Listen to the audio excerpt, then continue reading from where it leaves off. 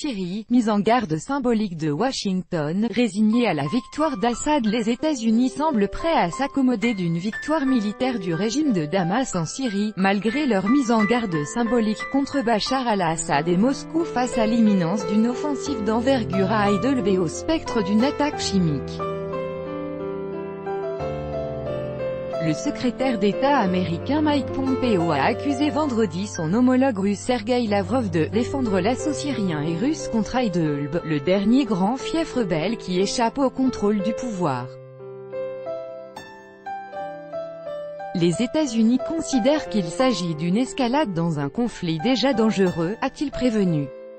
L'avertissement américain ponctue 10 jours d'échanges musclés entre Occidentaux d'une part et régime syrien et Russie d'autre part, au moment où cette province du nord-ouest du pays, frontalière de la Turquie, est dans le viseur de Bachar al-Assad, qui, fort du soutien aérien crucial de la Russie depuis 2015, a déjà repris plus de 60% de la Syrie.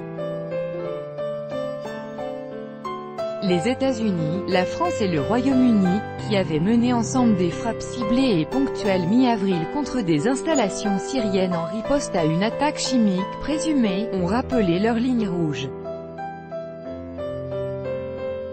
Comme nous l'avons démontré, nous répondrons de manière appropriée à toute autre utilisation d'armes chimiques par le régime syrien, ont-ils assuré dans un communiqué commun le 21 août.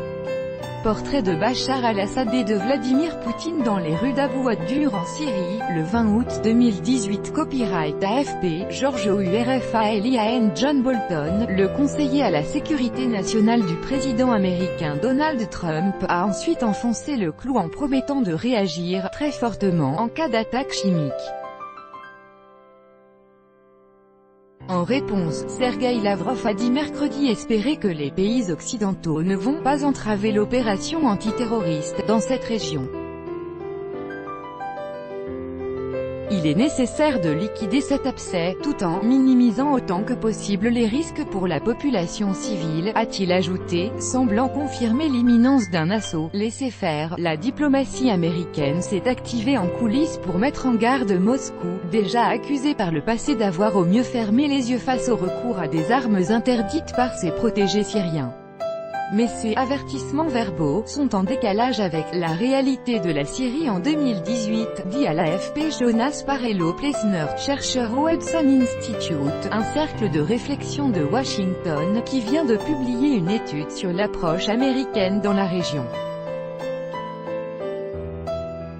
La province d'Idlib, dernier bastion insurgé en Syrie. Copyright AFP, Thomas Crick. Et cette réalité, c'est que Assad avance sur le terrain aidé par l'Iran au sol et la Russie dans les airs, tandis que l'administration américaine continue de donner la priorité au processus de Genève, sous l'égide de l'ONU, qui est pourtant moribond, détaille-t-il.